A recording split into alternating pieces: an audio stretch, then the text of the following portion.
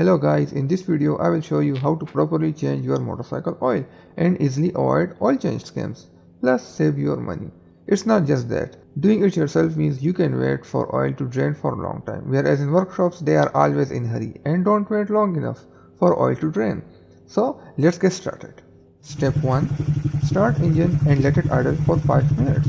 Reason behind this is particles in oil settle down on different engine parts when motorcycle is parked for a long time. Starting engine will run oil all over engine and any particles sitting will dissolve in oil and will completely drain out with oil. Step 2. Turn off engine and open oil drain nut.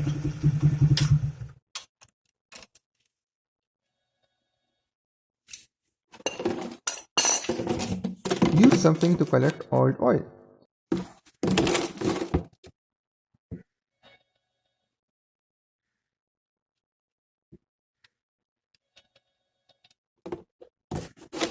Wait for at least 10 minutes for all the oil to drain properly.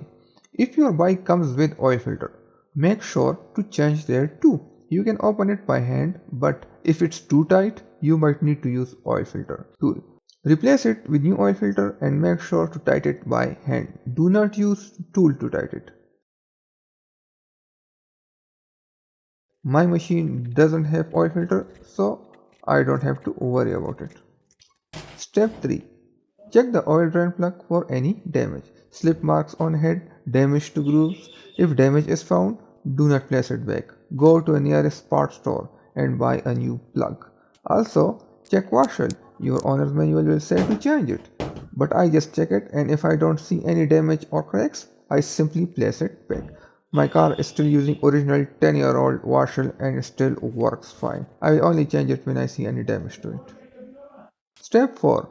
Put the drain bolt back in. Do not over tighten it. It can damage grooves inside hole.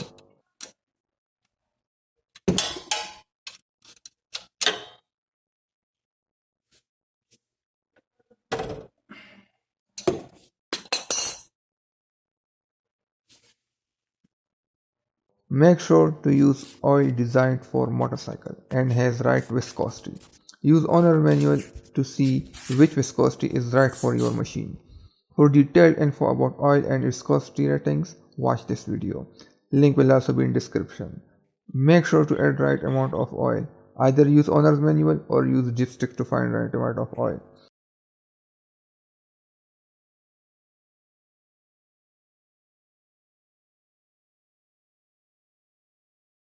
Make sure it's close to the top but doesn't cross it. Otherwise engine will build too much pressure and can get damaged. So let's just say you don't have owner's manual and you don't know how much oil to add in your engine. What you can do is that you can easily use dipsticks to see how much oil do you need. All dipsticks will have 2 points. In this particular dipsticks, the lower point is over here and the upper point is over here. If your oil is touching the lower part, that means engine oil is very low and you need to add some oil. If oil exceeds the upper part of the dipstick, that means there is too much oil. If you start engine in this case, oil pressure will build up so strong that you can easily damage the internal parts of engine. So what you need to do is make sure the oil is between the upper and the lower part. Make sure it's closer towards the upper part but does not exceed it. This principle applies to pretty much all dipsticks. Every dipsticks have these type of lower and upper markings. Step 5. Start engine for 5 minutes and check for leaks. Pour old oil in same bottle and give it to a local mechanic who will happily take it for recycling. Dirty oil makes lots of pollution and it's responsible way to recycle oil. Links to which brand's oil I prefer using and tools needed will be down below. Like and subscribe if this video was helpful. See you again soon.